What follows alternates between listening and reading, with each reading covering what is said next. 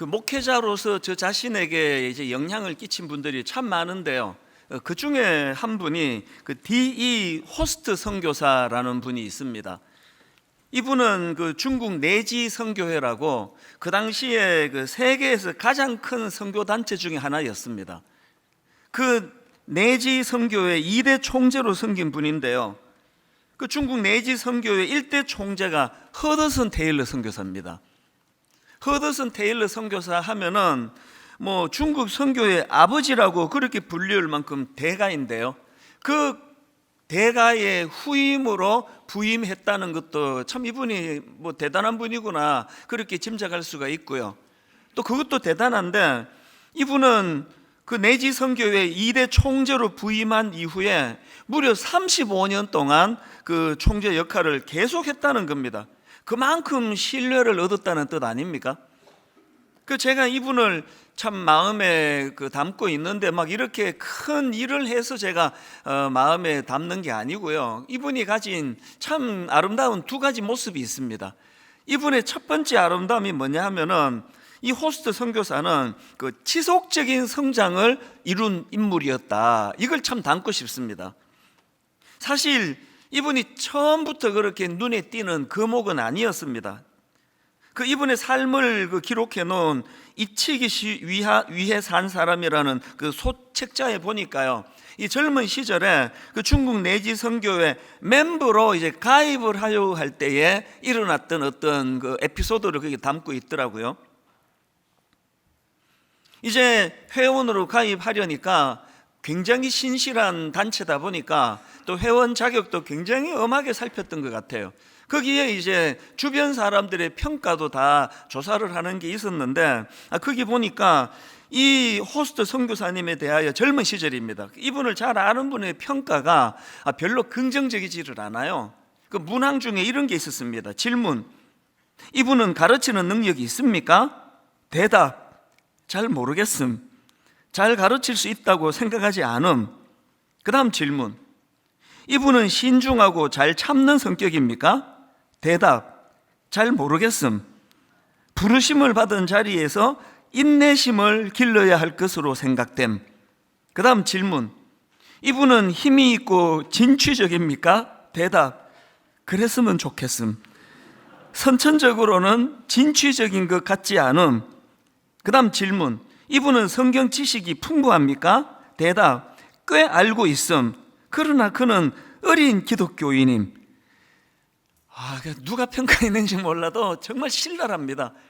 이걸 보니까 이 젊은 시절에는 뭐 그렇게 성실하지도 않았고 여러 가지 좀 부족한 게 많았던 분 같아요. 그랬는데 이분이 그로부터 25년이 지난 이후에 그 단체의 총재로 선출이 되었고, 그리고는 무려 35년 동안 그 총재 역할을 계속했다는 건 뭘 의미하겠습니까? 참 시작은 그렇게 눈에 띄는 게 없고 모자라는 게 많았지만 이분은 지속적인 성장이 있었다는 거 아닙니까? 계속 성장이 있었다. 이게 참 제가 부러운 대목이고요. 그런가 하면 제가 이 호스트 선교사와 관련해서 또 하나 주목하는 게 뭐냐 하면은, 아까 여러분 그 호스트 선교사의 삶을 다룬 그 소책자 제목이 뭐라 그랬습니까? 잊히기 위해 산 사람. 왜 이 제목을 이렇게 지었을까 하니까요, 이게 바로 주변 사람들이 평가하는 이 호스트 선교사의 가장 강력한 특징이라는 겁니다. 실제로 그 호스트 선교사 주변 사람들이 공통적으로 이분을 평가하는 그 글을 제가 그 책에서 봤는데요, 이분은 어떻게 평가하느냐 이렇게 말합니다. 그는 그리스도를 기억하게 하기 위해서 자기는 잊히도록 살았습니다. 그래서 책 제목이 잊히기 위해 산 사람 이렇게 잡은 겁니다. 제가 지금도요, 그 얇은 소책자예요. 그 소책자를 제 서재에 손 닿을 수 있는 가까운 데 두고 한 번씩 제목을 꺼내봅니다. 잊히기 위해 산 사람. 왜 제가 한 번씩 제목을 꺼내볼까요? 저는 이게 잘 안 됩니다. 저는 잊히고 싶지 않고요. 저는 많은 사람들이 저를 기억해 주는 게 저는 참 좋습니다. 그러나 정답은 알거든요. 내 본능은 미숙해서 그렇지만 결국은 저도 주의 종으로서 저는 잊혀지고 제가 전한 그리스도만 기억나는 이것이 정답이라는 걸 알기 때문에, 그래서 제가 이분을 마음에 담고 있는 거 아닙니까? 제가 그래서 정말 이 잊히기 위해 산 사람이라는 걸 계속 묵상하다 보니까 저도 하나 결심한 거 있지 않습니까? 제가 은퇴할 때 나는 은퇴식 안 하겠다. 뭐 은퇴식 하는 게 나쁘다는 뜻 아닙니다. 자꾸 비교해서 이런 걸 들으시면 안 되고요. 저는 저 스스로에게 그렇게 적용한 겁니다. 어차피 잊혀지는 게 목표인 인간인데 뭐 그냥 마지막 그 예배 딱 마치고 그렇게 하고 뭐 깔끔하게 그냥 사라지면 좋겠다, 이제 그런 마음으로 이제 은퇴식 안 해야 되겠다. 그리고 뭐 이건 또 너무 좀 아직도 어머니가 살아 계시는데 이런 말이 경솔하긴 하지만 예전에 한때는요, 저는 진짜 마지막 이제 은퇴를 앞둔 마지막 예배, 마지막 설교하다가 죽었으면 좋겠다, 그런 생각을 한 적도 있습니다. 왜 그렇습니까? 그때는 좀 젊을 때니까 또 뭐 이런 과격한 생각을 또 했던 것 같아요. 정답을 아니까요. 나는 잊히기 위해서 살아가는 존재고 그리스도는 기억에 남도록 하기 위해서 제가 평생을 섬겼다는, 이걸 제가 이 호스트 선교사에게 다 영향을 받은 것들이거든요. 제가 이분에게서 배우는 게 뭐냐 하면은, 이렇게 자기 내면의 그 탐심, 이 내가 뭘 어떻게 해보겠다는 이런 욕심이 이게 자꾸 사라져 갈 때에 이게 막 주님만 행복하고 자기는 불행한 게 아니에요. 제가 손톱만큼이라도 이거를 제가 그 연습을 해보면 항상 느끼는 게, 이렇게 비우고 이렇게 자꾸 내 안에 있는 욕심을 죽여나갈 때 그게 내 행복이더라는 겁니다. 제가 왜 오늘 그 설교를 이렇게 시작하는가 하면은, 오늘 살펴볼 그 게하시라는 인물, 이 게하시는요 그 호스트 선교사와 정반대의 길을 걸어갔다. 그러면은 뭐 딱 맞는 이야기입니다. 이 부분을 오늘 좀 이제 나누어 보려고 하거든요. 성경에 보니까 이 게하시는 엘리사 선지자의 사환이었다고 그렇게 기록을 하고 있는데요. 게하시에게 두 가지 특징이 있습니다. 첫째, 성장이 없었습니다. 저는 우리 후배 목사님들한테 종종 이런 말을 합니다. 우리 목회자들 중에 제일 불쌍하고 제일 비참한 사람이 누군지 아느냐? 본게 없는 사람이다. 그럼 뭐 목회자만 그렇겠습니까? 이게 본게 없는 사람이 이게 제일 불쌍해요. 그런 면에서 저는 정말 뭐 하나님 앞에서 저는 복을 덩어리로 받은 사람입니다. 저는 옥하는 목사님을 보았거든요. 만 10년 동안 그분의 목회를 제가 봤거든요. 본계에 있는 사람이에요. 그랬더니 교회를 딱 개척하고 보니까 그냥 뭐 목사님 하던 대로 제가 하는 거예요. 일부러 뭐 그러려고 한 게 아니에요. 본계 그게 다니까. 제자 훈련 도입하고 그 목사님 하시던 대로만 따라했더니 한 번도 교회가 혼란 없이 그렇게 잘 가는 걸 제가 너무 감사하게 여기까지 걸어온 거거든요. 그런 면에서 제일 불쌍한 사람이 본게 없는 사람이에요. 근데 제가 그 교육자들한테 덧붙이는 이야기가요, 이렇게 본게 없는 사람도 불쌍하지만 더 불쌍한 사람이 있습니다. 봐놓고 영향을 못 받은 사람이에요. 그거 다 봐놓고 이렇게 가면 되는구나, 그 영향을 못 받은 사람, 이 게하시가 바로 딱 그런 사람 아닙니까? 게하시는 본계에 있는 사람이에요. 당대 최고의 선지자, 청렴하고 정직하고 참 영혼에 대한 긍휼과 사랑이 있었고 놀라운 하나님의 능력이 있었고 다 갖춘 인물이 당대의 인물 엘리사 선지자인데, 게하시는 그를 눈앞에서 지켜본 사람이거든요. 아까 우리말 성경으로 게하시를 엘리사의 사환이라고 그렇게 번역했지만 더 정확하게 말하면은요, 이 게하시는 엘리사의 수석 제자 역할을 했다, 그렇게 보면 됩니다. 결정적일 때는 항상 게하시를 데리고 가는 그런 모습을 성경에서 볼 수가 있거든요. 다 봤단 말이에요. 영향을 못 받는 겁니다. 오늘 본문도 마찬가지입니다. 그래서 이 게하시는 그 성장이 없었던 인물, 이게 첫 번째 가슴 아픈 그의 특징이고, 두 번째 특징이 뭐냐 하면은요, 탐욕이 그의 성장을 가로막은 인물이다, 이렇게 말할 수 있는 게 게하시입니다. 지난주에 살펴본 것처럼 이제 나병에 걸려 고통당하던 그 아람의 군대 장관 나아만이 엘리사를 찾아가서 엘리사 선지자의 처방을 따라서 하나님의 능력으로 이제 고침을 받습니다.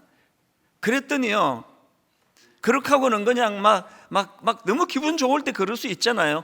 막 인사고 뭐고 그냥 막 빨리 우리 아람으로 돌아가가지고 내 이거 자랑해야 되겠다, 이게 범하기 쉬운 인간의 모습인데 나만 장군은 그러지 않았습니다. 얼마나 감사를 표하는지 그게 열왕기하 5장 15절입니다. 나만이 모든 군대와 함께 하나님의 사람에게로 도로 와서, 이게 중요합니다. 도로 와서 그의 앞에 서서 이르되 내가 이제 이스라엘 외에는 온 천하에 신이 없는 줄을 아나이다. 청하건대 당신의 종에게서 예물을 받으소서. 여러분, 가을은 결실의 계절이고요, 그리고 가을은 감사의 계절이에요. 우리가 남겨야 될 가장 큰 결실은 감사의 결실입니다. 하나님 앞에서 우리가 늘 배은망덕하면 안 되지 않습니까? 난 제일 두려운 게 그거예요. 이 감사를 잃어버린 이 시대에, 감사를 잃어버린 시대에 영향을 받고 살고 있는 건 아닌가. 교회에서 보면은요, 감사를 잃은 사람들이 참 많습니다. 우리나라 말 가운데 되게 참 좀 슬픈 말이 있잖아요.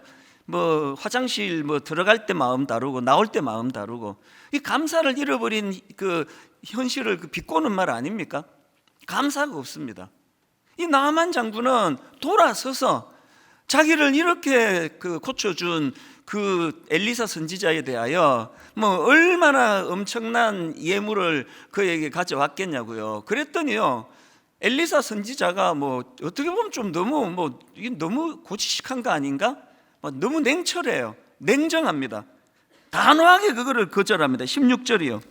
이르되 내가 섬기는 여호와께서 살아계심을 두고 맹세하노니 내가 그 앞에서 받지 아니하리라 하였더라. 그랬더니 이제 그 다음 나아만이 받으라고 강권하되 그가 거절하니라. 복잡한 얘기 없습니다. 내가 내 힘으로 고쳤나? 왜 나한테 왜 이런 거 갖고 오느냐고. 사실 그 다음 구절을 보면은요, 어떤 마음으로 거절했는지 이게 얼마든지 유추해 볼 수가 있습니다. 나아만 장군이 어떤 고백을 하느냐 하니까, 이제 내가 참 신을 알았다. 내가 참 신을 알았기 때문에 이제는 내가 다른 신 말고 여호와만 내가 섬기겠다고, 그분만 경배하겠다, 이런 고백을 하거든요. 그러니까 여기 생략된 많은 내용들이 있었을 텐데 엘리사의 그 선물을 거절하는 중심이 아까 그 호스트 선교사의 마음과 똑같아요. 잊히기 위해 산 사람, 내가 주목받을 게 아니라는 겁니다. 왜 나한테 와서 이러느냐고. 하나님이 하셨다고. 하나님께서 이런 그 엘리사 선지자의 마음을 참 기쁘게 받으셨을 것 같아요.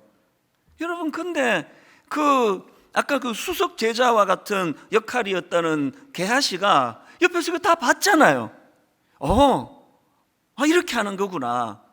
그랬는데 못 견디는 겁니다. 이 게하시가. 아니, 왜 저 선물을 안 받아? 아니, 왜 안 받느냐고. 그게 바로 이제 그 열왕기하 5장 20절에 나오는 내용입니다. 이 게하시의 막 불타는 마음을 한번 느껴보십시오. 하나님의 사람 엘리사의 사환 게하시가 스스로 이르되, 대놓고는 말을 못하고 스스로 이르되 내 주인이 이 아람 사람 나아만에게 면하여 주고 그가 가지고 온 것을 그의 손에서 받지 아니하였도다. 여호와께서 살아계심을 두고 맹세하노니 내가 그를 쫓아가서 무엇이든지 그에게서 받으리라. 여러분, 사람이요, 그 속에 뭐가 들어있는지 우리 몰라요. 우리는요, 껍데기밖에 못 봐요. 그리고 보여주는 것밖에는 못 봅니다. 근데 여러분, 그 내면에 탐심이 도사리고 있던 게하시인데요, 그것이 결정적인 순간에는 감추어지지가 않는 겁니다. 그게 오늘 본문입니다. 그래서 이제 그 나아만 장군을 막 뒤쫓아갑니다. 21절부터 보십시오. 나아만의 뒤를 쫓아가니 나아만이 자기 뒤에 달려옴을 보고 수레에서 내려 맞이하여 이르되 평안이냐 하니 그가 이르되 평안하나이다. 그 다음 보세요. 우리 주인께서 나를 보내시며 말씀하시기를 지금 선지자의 제자 중에 두 청년이 에브라임 산지에서부터 내게로 왔으니 청하건대 당신은 그들에게 은 1달란트와 옷 2벌을 주라 하시더이다. 여기서 여러분 우리가 굉장히 중요한 교훈 하나 얻어야 되는데요. 여러분, 탐심은 거짓을 낳는다는 거예요. 탐심이라는 아비가 거짓이라는 자식을 낳아요. 저희 교회의 직원들을 보면은 참 귀한 직원들이 많습니다. 심지어는요, 예전 그 앞에 직장에서 받는 월급보다 훨씬 적은 경우인데도 우리 교회로 와서 그렇게 그 직원으로 섬기는 직원들이 좀 있거든요. 그 대화를 나누어 보면은 아니 왜 그 월급 많이 주는 직장을 두고 그렇게 교회 직원으로 왔느냐 물으면 딱 한 가지를 공통적으로 얘기합니다. 너무 마음이 힘들었다는 거예요. 자꾸 이중장부 쓰라 그러고 자꾸 가짜 영수증 만들으라 그러고 모든 회사가 다 그렇지는 않겠지만 이제 이 직원이 다닌 직장은 그랬나 보죠. 그래서 너무 괴로웠다는 거예요. 근데 교회에서는 그냥 이런 갈등 없이 투명하게 하니까 월급 좀 적게 받아도 난 지금이 만족스럽습니다. 탐욕이 거짓을 낳아요. 그리고 또 그 다음 25절도 보십시오. 그렇게 이제 그 나만 장군을 속였던 게하시가 이번에 누구를 속입니까?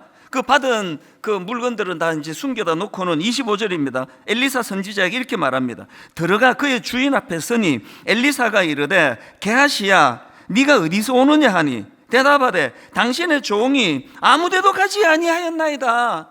다시 정리해 드릴까요?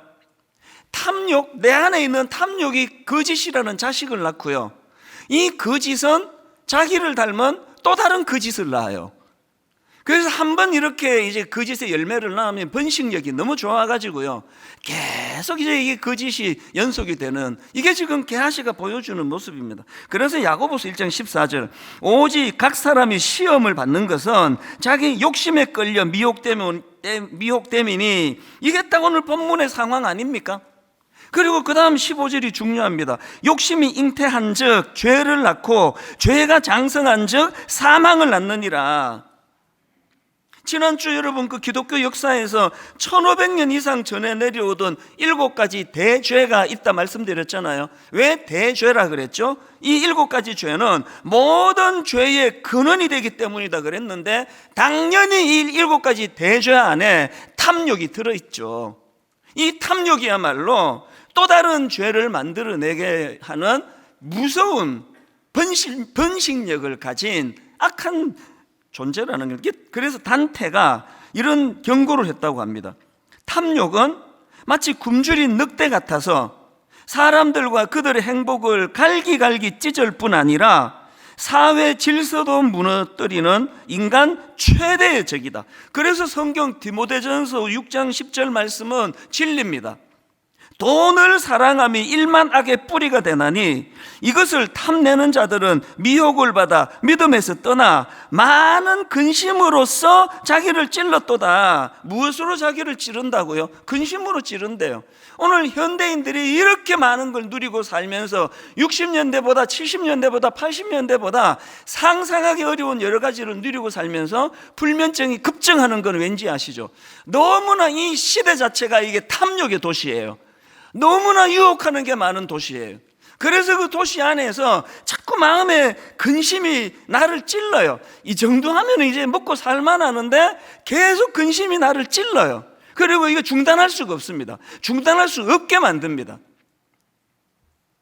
저희가 저희 집에서 TV를 새로 샀거든요.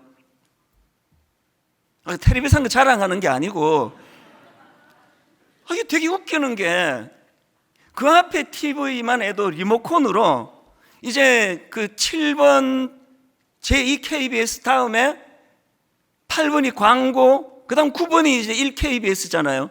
예전에는 이걸로 이제 내가 선택할 수 있는 기능이 있었습니다. 그래서 7번 다음에 저절로 9번 다음에 11번 방송만 나오게 하는 기능이 있었는데, 훨씬 발전된 리모컨인데 그 기능이 없어져 버렸어요.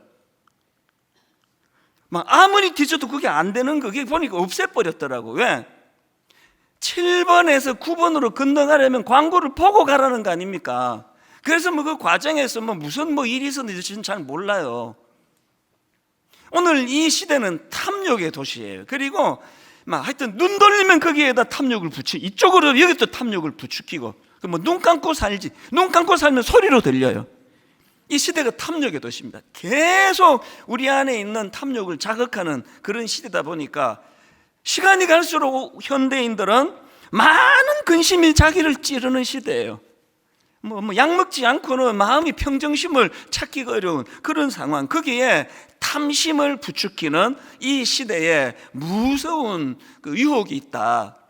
그래서 저는 오늘 이런 의미에서 우리도 그 엘리사 선지자처럼, 그리고 또 그 호스트 선교사처럼 정말 이 탐심으로부터 좀 자유할 수 있으면 얼마나 좋을까, 이런 마음으로 탐심을 이기는 비결 제가 한 3가지를 좀 정리해 드리려고 하는데요.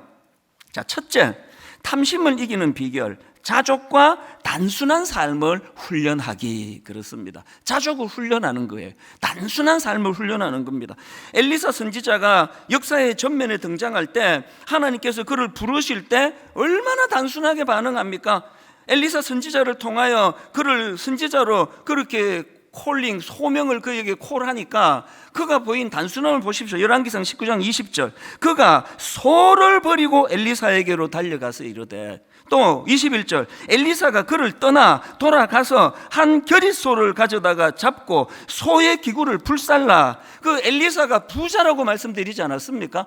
부자가 나쁜 게 아니라 부자는 갈등을 유발시키는 경우가 많습니다. 왜? 가진 게 많으니까. 지금 그 거룩한 일로 부름을 받을 때 이 많은 소는 어떻게 해야 되나?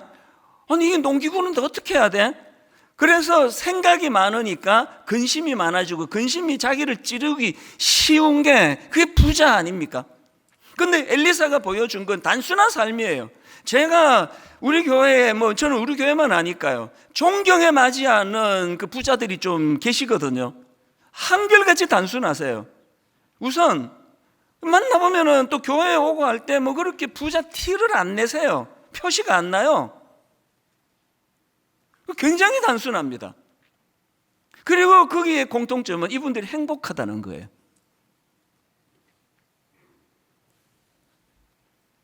본문에서도 이 엘리사 선지자의 단순함을 보십시오. 아까 읽어드린 거 다시 읽어드릴게요. 예물을 나아만이 갖고 오니까 열왕기 5장 16절, 이르되 내가 섬기는 여호와께서 살아계심을 두고 맹세하노니 내가 그 앞에서 받지 아니하리라 하였더라. 나아만이 받으라고 강권하니 그가 거절하였더라. 복잡한 얘기 없습니다. 하나님이 하신 거 내가 받을 수 없다, 그게 다예요. 굉장히 단순합니다. 오늘 현대인들이요, 자승자박이에요. 자기 전에 그렇게 생각을 많이 하고 그래서 잠을 못 자는 거잖아요. 저는 이 자족 그리고 단순한 삶, 여기에는 함수 관계가 있다고 생각합니다. 하나님 앞에서 하나님만 높임 받으시고, 나는 잊혀지기 위해 산 사람이다. 하나님이 높임 받으신다면 심지어 세례요한 같이 그분만 흥할 수 있다면 나는 쇠해도 괜찮다. 아니 쇠해도 괜찮다는데 전제가 그런데 거기에 무슨 생각이 복잡한 게 있겠냐고요. 안 쇠하려고 하니까 그냥 머리가 터지는 거 아닙니까? 아니 제일 잘못돼 봐야 쇠해지고 망해지는 건데, 망해도 괜찮다는데, 사실 예수 믿는 우리의 삶이 진짜 단순할 수 있거든요. 아니 우리가 이 땅에서 가장 비극이게 죽는 것밖에 더 있겠습니까? 아니 가장 절망적인 게 이제 마지막에 죽는 건데, 죽으면 천국 가는데, 별로 와닿지 않는 표정이라서 이게 강조를 내가 좀 다음에 할게요. 자꾸 복잡하게 만드는 건요, 이 탐욕의 도시가 우리를 그렇게 끌고 가는, 혼란, 야바이꾼들 아시잖아요. 막 정신을 쏙 빼놓고 그냥 자기들 원하는 데 하듯이 시대가 우리를 그렇게 만듭니다. 정신을 쏙 빼놓고는, 그래서 단순한 삶, 그리고 이 단순한 삶은 하나님 앞에서 우리가 이 단순한 삶은 자족하는 마음에서부터 나온다. 이게 중요한데요. 근데 여러분 여기서 한 가지요. 빌립보서 4장에 보면은 그 사도 바울이 그 자족과 관련한 중요한 포인트 하나를 우리에게 알려주는데요. 4장 11절입니다. 내가 궁핍함으로 말하는 것이 아니니라. 어떠한 형편이든지 나는 자족하기를 어떻게 했다 그래요? 배웠노니에요.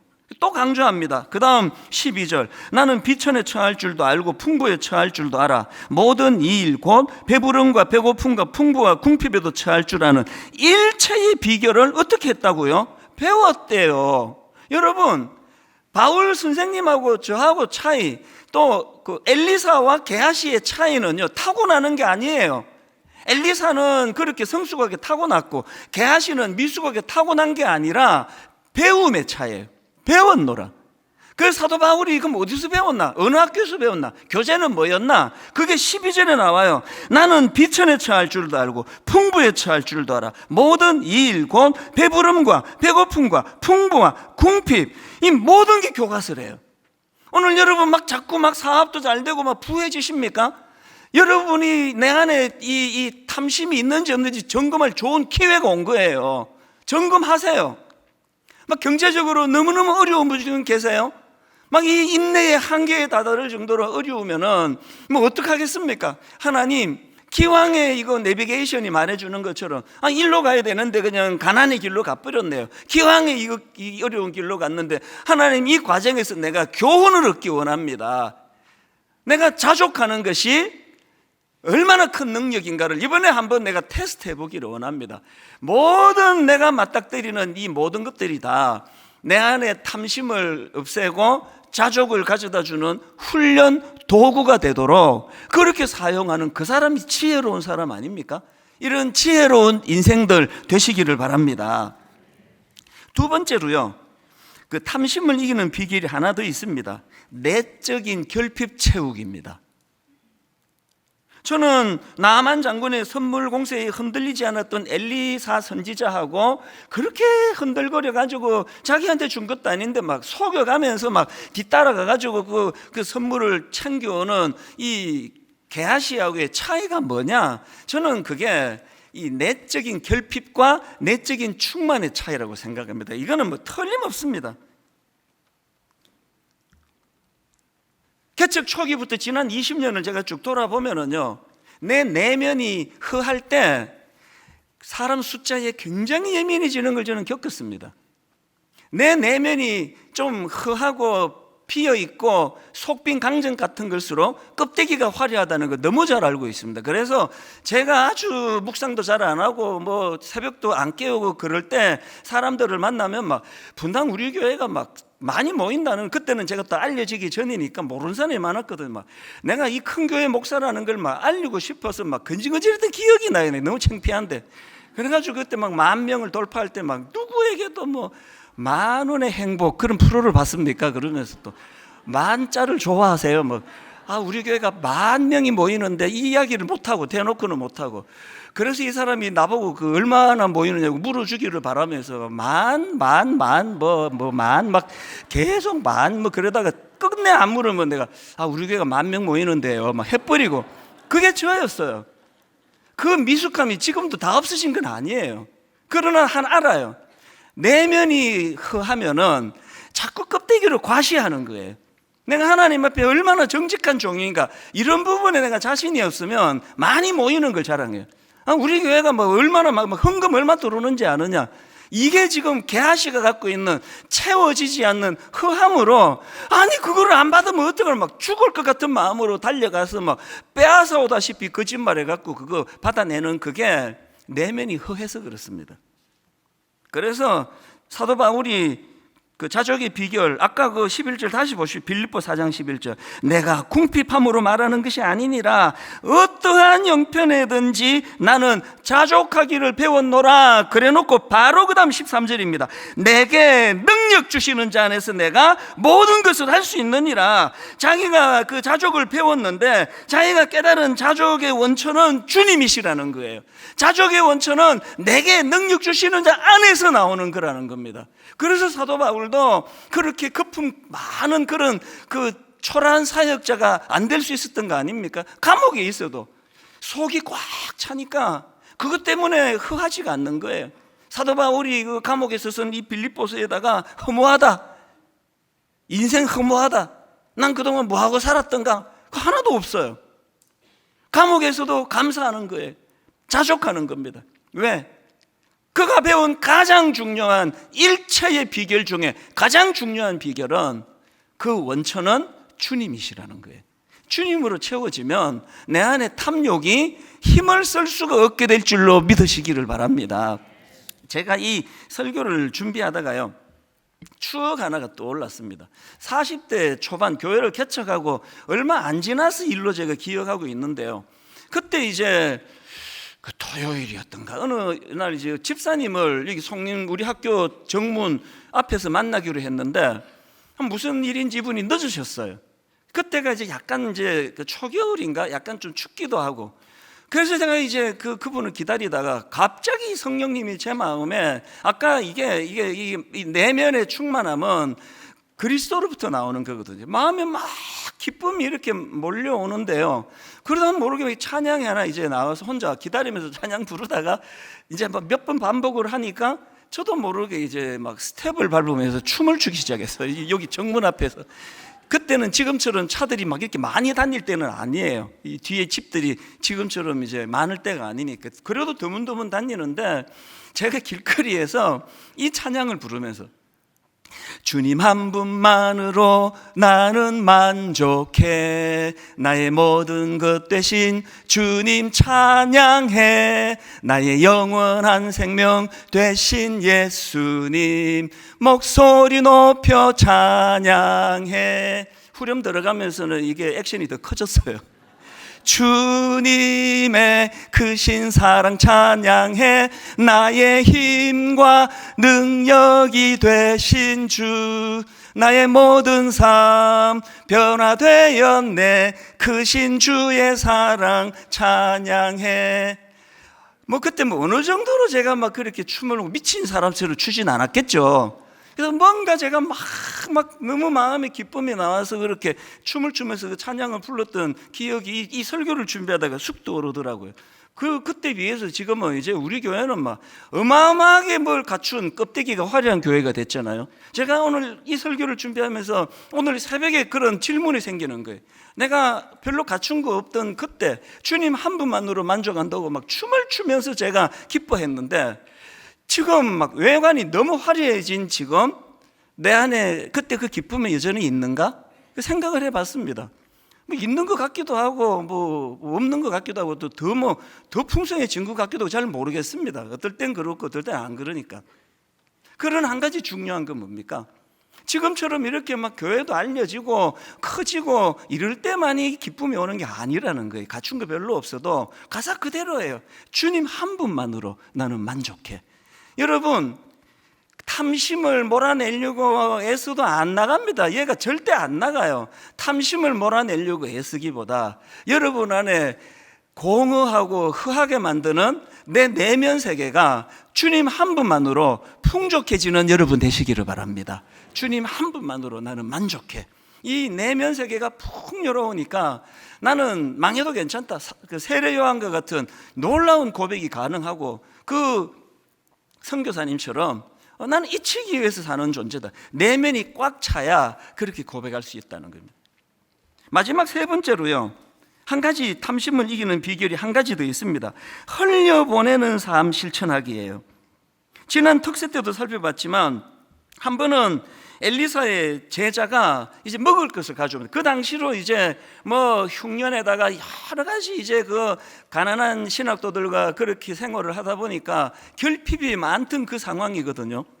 그 상황에서 이제 먹을 것을 갖고 옵니다. 열왕기하 4장 42절 세 번역으로 보십시오.